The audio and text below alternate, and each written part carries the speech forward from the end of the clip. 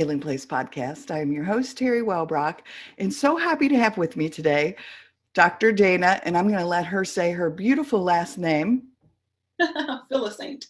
Philossaint. Okay. Yes. It went out of my head, and I was saying it one way in my head as I was looking at all of your website and your wonderful, beautiful work in the world, and I was afraid it was going to come out of my mouth like that. So, she is lead counselor and CEO of Mind Care, psychologist, social worker. Yes. Did you say medical missionary as well? Right. Yes.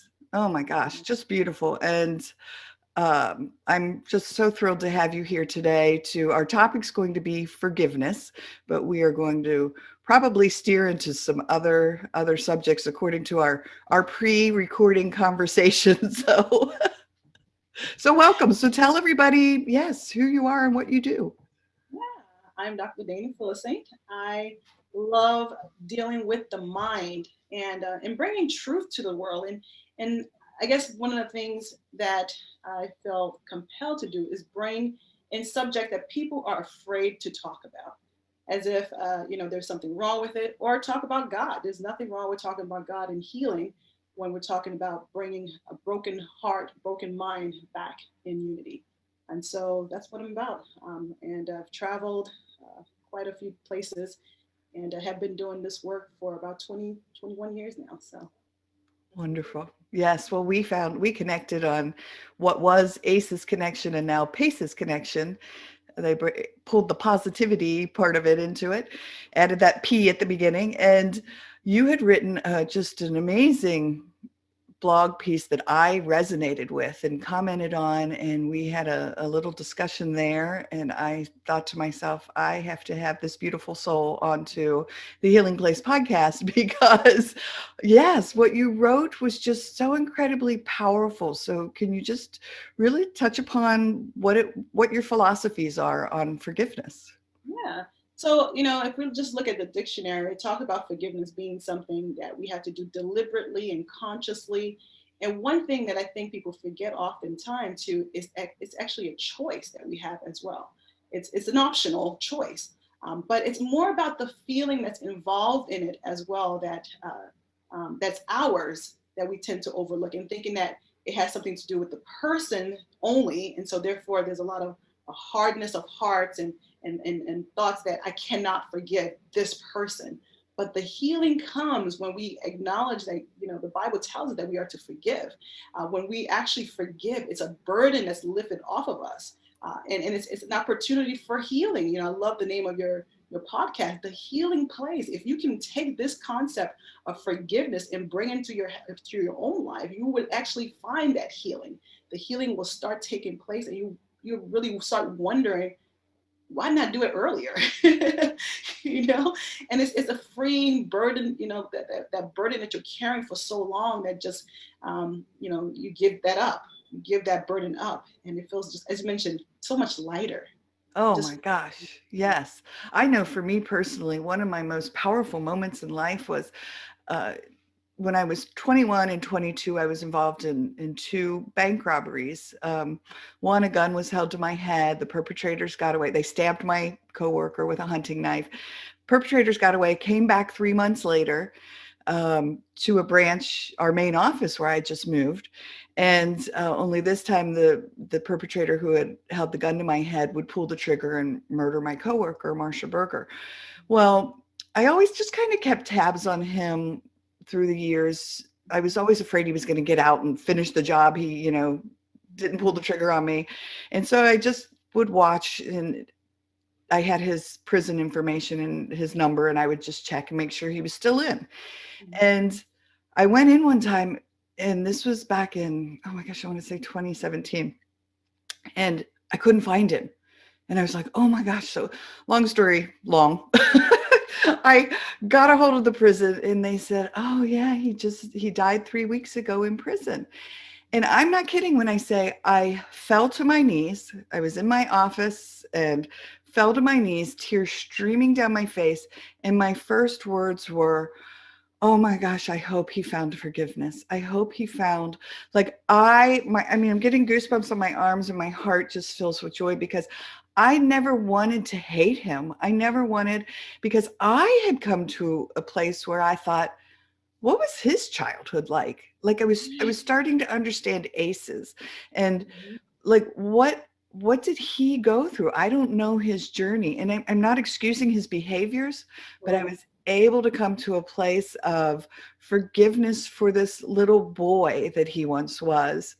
And it was a very, very healing moment for he and I, because we truly were in a relationship. It was a toxic relationship, but we had been pulled together by these two events, and so I prayed for him a lot that he was able to find peace, and I hope he has.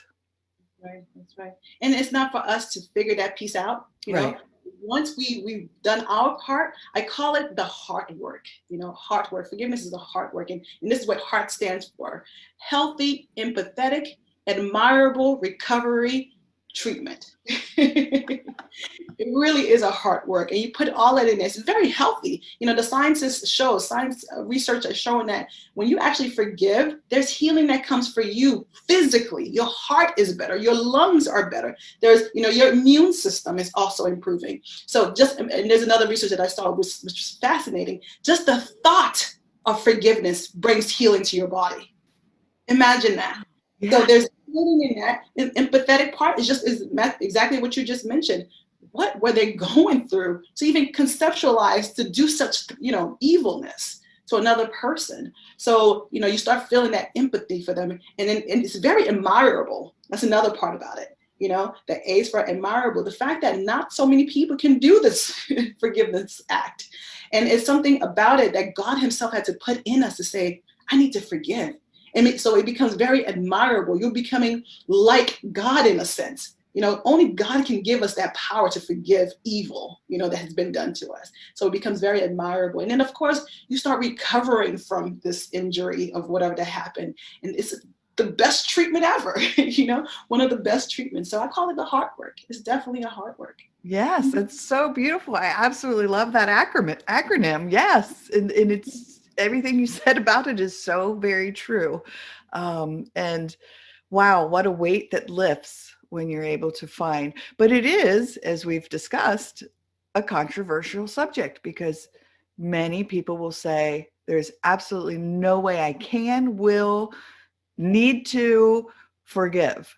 I am just going to carry on. But I've talked to my sons about it a lot and said that, there's this resonating anger that stays when you, or this resonating whatever it is that lingers when you cannot forgive. That's right. That's so true.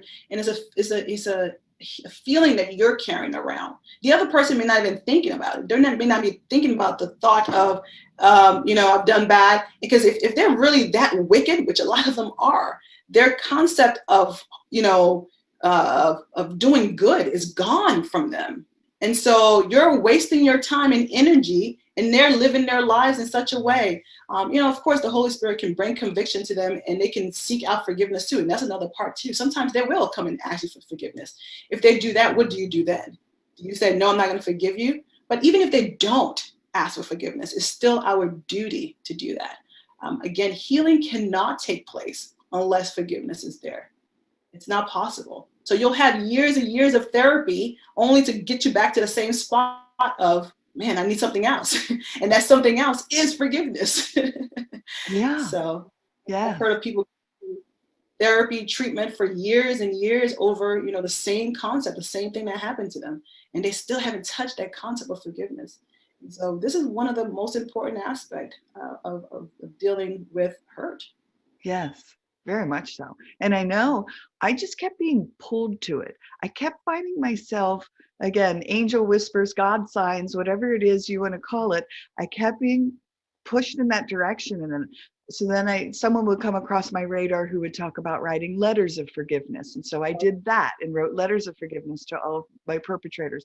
And then somebody came across my radar that talked about Ho'oponopono Hawaiian healing, which is a prayer of forgiveness. And so I did that. And so I kept steering, it just kept coming across. And I finally was like, yeah, this is this is something I really need to do.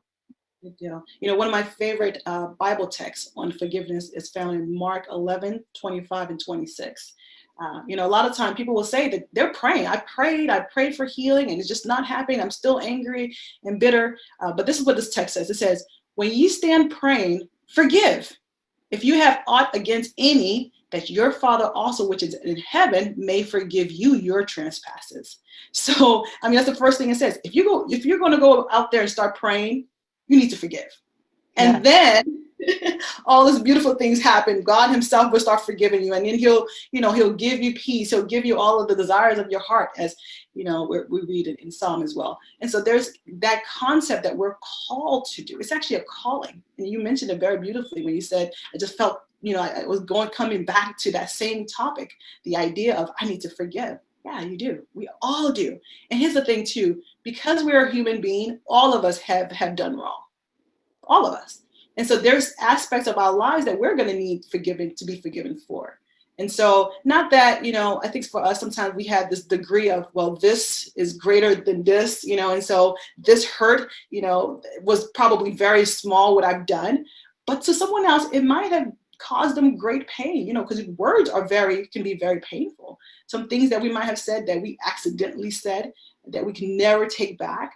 Those are concepts that we too would probably need forgiven for. And so when we recognize just how bad humanity can be, you know, we don't always mean to do evil, but we do. All of us have. And so there's going to be times in our life that we're going to need to be forgiven. And so if you want forgiveness for your trespasses, the things that you've done wrong, you too need to be willing to forgive others the things that they've done wrong. Oh, yes. What a beautiful way to look at it. I always talk about the energy you give out is the energy that comes back to you. So true, as you give out forgiveness, Always. that forgiveness can come back to you as well. Yeah. Mm-hmm. Yeah. And as soon as you were talking about that Bible verse, I grew up Catholic, so we don't know Bibles. I mean, we have the Bible, but we can't quote it. You know, it's a Catholic thing. But yeah, I think of like the Lord's Prayer, the Our Father, and it talks directly about it, right in that prayer of forgiving those who trespass against us. Yeah. Yeah. Something that we have to do. Yes. We have to be called to do that thing called forgiveness. Yeah. No way around it. Right. Now, do you offer suggestions to people like for how they can start upon that journey of forgiveness? Absolutely. And I think you're saying it right. The idea that it is a journey and we're all in different stages. And it's okay. Because as I mentioned to you too, it is actually God in us that do the forgiveness. You know, that actually allows us to forgive. We within ourselves cannot forgive. We can't do it. It's a very spiritual thing. And so I know you probably have heard of a doctor by the name of Enright. He has this model of forgiveness that he said there's this 4-step process of forgiveness. He calls the first step the uncovering process, where you're exploring the pain and the hurt that the person have done to you. And some people just get stuck there. They're just constantly going through the story and this is what this person have done. But he said, no, we're supposed to move on to the next step. The next step is, he calls it the decision phase. The decision phase is the nature of forgiveness and discussing it. The idea that it's actually a choice that I have. I have the choice to forgive or not to forgive. And it is still an option. And so you're looking at the pros and the cons of forgiveness. And as I mentioned, there's so much pro to forgiving someone. So that's that decision phase. And then he called it the next phase, the work phase, is that process of looking at empathy aspect. What in the world was that person thinking? What did they go through? You know, this idea of you hurting a person in that manner. You know, there's a saying that goes, those who hurt. Oh, yeah. Yeah. And I've added this part: those who hurt, but forgiveness stops the cycle. You know, so you got to make that decision to recognize there is empathy that I need to understand. So this is that working phase. In the last phase, he calls it the deepening phase. That's when you start to make that resolution towards step by step, recognizing I need to forgive because it's healing and I can find meaning, I can find purpose in that forgiveness process. And that purpose can be to do podcasts, to share it with others.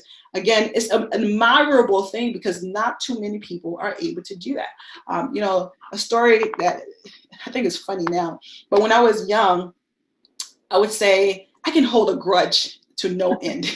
And I remember my cousin and I had an argument over a cat.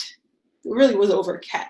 We stopped talking for a whole year and we lived in the same house. Wow. Yeah, it's just incredible that you can make up your mind not to forgive.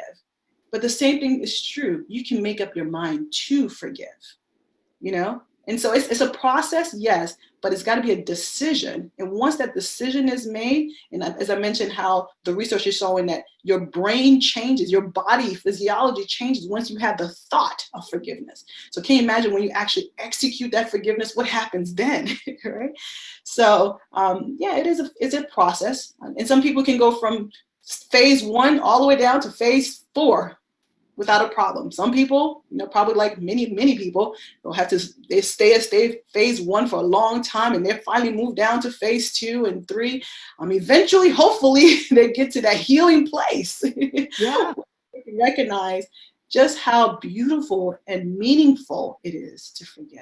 Yes, absolutely. And one thing too, kind of similar to grief, at least with my own experience, and you can speak to this certainly, is sometimes we come back around to those feelings, those emotions, even when we've reached that point of forgiveness. I know for myself, I had done this forgiveness work, and then something triggered me, something came up, and I came back around and I thought, oh, I still have something lingering here with this individual. And so I did some more work on it. But you can still come back around to those trauma responses, really, to what That's that true. person had done to hurt you. That's true. And this is where the practice comes in. We have to practice. Yeah. This is something that we actually, can't do on our own. But here, when I work with clients and we're doing like cognitive behavior therapy, I'll tell them to analyze their negative thoughts, of course, but they replace those negative thoughts with positive thoughts. I don't stop there. I have them write those positive thoughts about that situation that they're going through on a card, index card. And then because I practice, Christian counseling, on the back of it, I'll tell them, find a quote, find a Bible text that solidifies that thought. Because now you want more truth than just your mere thought. You want something that's solidified. You want something that says, this is why I do what I'm thinking. This is why I'm going to think the thought that I have. And when you do that, you can walk around with those cards because, again, it's not a matter of if those negative thoughts are going to come, but when they come, you're ready. You're ready. And so you have those cards in your hand and you study that card as if your life depends on it. Because that's how negative some of us are carrying the burden we're carrying in our minds. And then you read that card over and over until you can sleep those thoughts. And thoughts can be replaceable. They are replaceable. So thoughts can be replaced, I should say. So once you start doing that, it's work. It is work. It's just, as you mentioned, it's not a matter of them coming. They will come. But the practice, you start practicing. So those thoughts are yours. Yes. Oh, thank you for that. And again, just such a brilliant response, because it's true. Any of these healing modalities really are a practice, whether it's mindfulness practice, yoga, meditation. But yes, forgiveness, it really is a practice. You're changing habitual patterns, and that whole brain plasticity thing, where you're creating new pathways in the brain, new ways of thinking, instead of the anger and the sometimes hatred for a person. You can change that. Yeah. One of the things that I tell individuals who have kids, especially, you need to teach them about forgiveness at a young age. Did you learn about forgiveness at a young age? His for the most part, what people teach their children, hey, Bobby, you stepped on somebody's toe, go apologize. That's the level of forgiveness that a teaching that they give. But forgiveness is more than that. It's about, when you did what you did, what do you think Bobby felt? Go into it with that mindset of teaching them about empathy. Teach kid at a young age about a concept of empathy. teach them at a young age the concept of, what it means to love a person so that you don't hurt.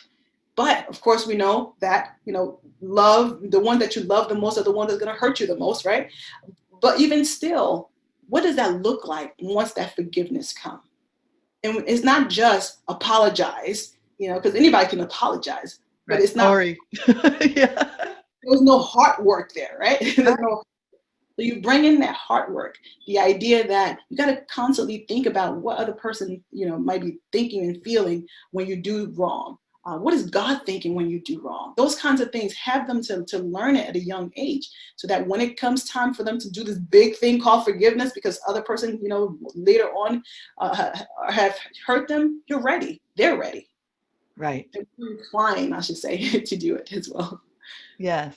Oh, I remember, oh gosh, maybe 10 years ago, before I had stepped onto the healing path, my mom is incredibly spiritual. She's always praying and yes, going to daily mass at church. But the subject of one of my perpetrators that had sexually molested me at 10 years old came up. And she said, "Oh, Teri, you just need to forgive him and let it go and move on."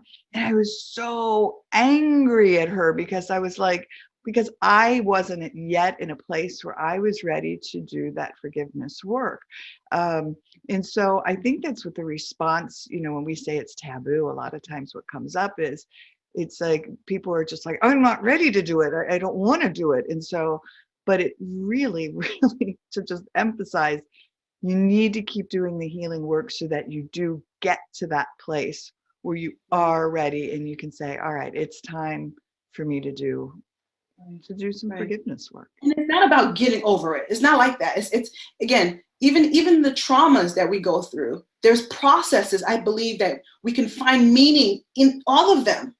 And so to tell someone, "Oh, forget about it, just stop thinking about it," Right. that's the wrong approach. That's the wrong approach towards forgiveness. That's causing more bitterness and anger in a person.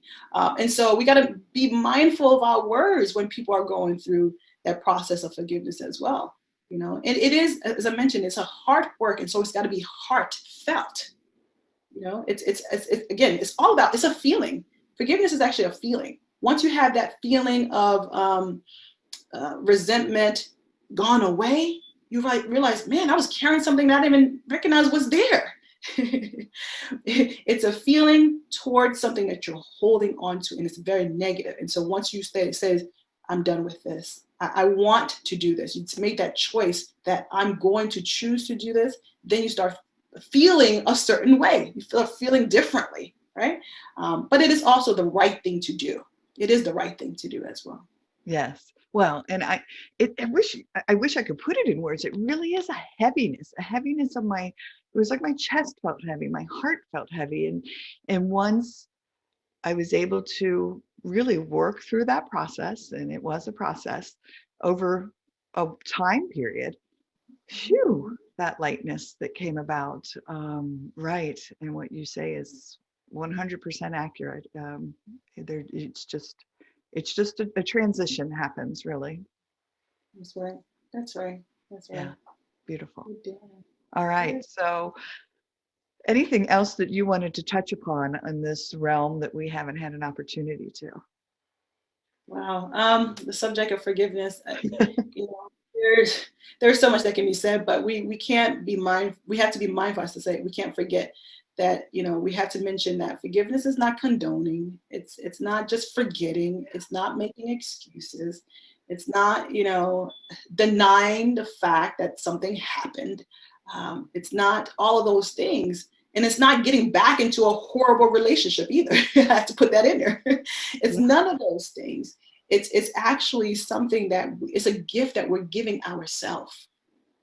It really is a gift that we are giving ourselves, and the Lord have called us to do that. And once you make that decision to forgive, it brings new opportunity in your future. So it's giving up the hope, that you can change the past. You can't change the past, but it's bringing about a future, a brighter way of looking at things, a new beginning. And it's actually the best revenge. You've heard that before, right? So forgiveness is the best revenge. And I've heard this quote before. It says that it's setting a prisoner free and discovering that prisoner was you. so so give that gift to yourself. So start forgiving. Just start forgiving everybody. Yeah, I have not heard that quote before. How powerful and true. Yeah. Yeah. That Yeah. prisoners, just go ahead and release that prisoner free. You have that power to do that. Yeah. I want to go Because back to- truly when you're carrying around that resentment, that hate, that whatever it is, those feelings, it just draws more negativity towards you because it's, again, that energy you hold inside and put out into the world, it's just what keeps coming towards you and in. And as you reach that place of forgiveness, I know it certainly opened me up to more light and love and joy because I wasn't carrying that around anymore. Probably better sleep too, right? Yeah, Research. right, right. So, yeah, yeah. Awesome. Beautiful. So now how do people find you, get a hold of you? Okay. Well, they can find me at mindcare.us, www.mindcare.us, or they can give us a call at 678-632-5152. And then we also have our email address. That's talk@mindcare.us. And we actually offer a 12-day intensive outpatient program for those who are dealing with trauma. And they come in and it's a 2-hour a day program that they get 24 hours of just intensive outpatient program, including music therapy and culinary therapy and exercise and that fellowship that's needed. And of course, they get counseling sessions, individual and groups. And it's been powerful. It's been powerful to see the healing that takes place.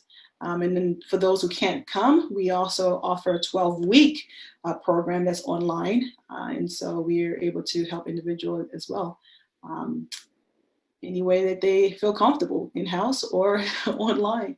And so that's what we do. That's what we're about, bringing healing to those who are hurting. And it's for something that was not their fault. And sometimes it is their fault and they're holding on to this stuff. And so we help them through, we have a model that we follow called This Mind, where T stands for the plan. We provide them with ideas of thought and formalizing a plan for them. And H stands for, I love acronyms, so you'll see that a lot. I love acronym. I love it. H stands for health. So we have our nurse practitioner that works with them as well on a physical level. But we talk about the health of the mind. We talk about the health of the body. We talk about the health of the soul. So that's H. I stands for identity. We show them, teach them how to find their identity. A lot of times trauma causes us to lose sight of who we are, right? We have no idea who we are, what we're about. And so we talk about identity as the spirituality. Right? There's no way around it. We talk about spirituality.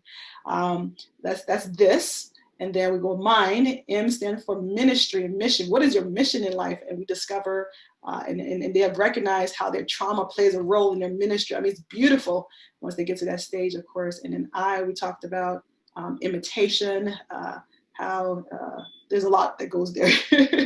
But N is where we are at right now discussing. We talk about the need to forgive. So it's actually part of our acronym, the need to forgive. There's something that we show them, we analyze with them, find out what phase of this forgiveness process that they're in, and find out how to move them to the next phase and so forth. And then ultimately deep destiny. Where do we go from there? So this mind is actually an acronym that was based on Philippians 2 verse 5. I don't know if you're familiar with that, but it says, let this mind be in you, which was also in Christ Jesus. And so we use this idea of what is this mind? And so we dive into it. And within 12 days, it's been incredible to see just the transformation that can take place with individuals' lives as a result of just going through this mind. Beautiful. Wow. You got me a little teary there for just a second. I mean, the way you related it back to a Bible verse and asked, what is this mind? What does that mean? What does it stand for? So I love it. And so the 12-week program, do people work through Zoom with you? Yeah, they do. Okay. They use a platform. Sometimes we use Google Meet. And so we use more of a secure platform where we they get different codes so that they have their own codes, and not anyone can just pop in at any stage. Right. So we do use a secure platform for that as well. So yeah, Beautiful. that's what we do. Oh my gosh. Well, again, I love the work you're doing. I'm so glad we connected and I resonated with your blog piece. And I was very, again, how funny is that? I was very drawn to it when I I I don't read, there's just so much amazing information on Pace's connection. And but for whatever reason I came across yours and it just I felt like I had to read it. And so I did. And then I felt like I had to comment. So I did. And yeah, that forgiveness part is just, it's been key in my journey. So yeah. Good, I'm glad. And so many people can find that freedom too, if they only knew. And sometimes they need that person to walk alongside with them, Yes. to help them. But we all need to recognize just the importance of it. Mhm. Yeah, beautiful. All right. Well, yeah, we've covered a lot. I could talk about forgiveness for, you know, a day or two with you. So yeah. All right. Well, it's just been a joy having you here. Thank you for sharing your beautiful insights and the work you're doing to help others along their healing journey. Praise the Lord for that. Thank you so much. And I'll be keeping your ministry in our prayers as well, as Oh, you're doing a great work. You're doing a great work to bring this information out, that so many people need to know. yes, for sure. Thank you so much. All right. Well, everyone, thank you for joining us today on the Healing Place podcast. And remember, until next time, be gentle with yourself. Thanks. Bye bye.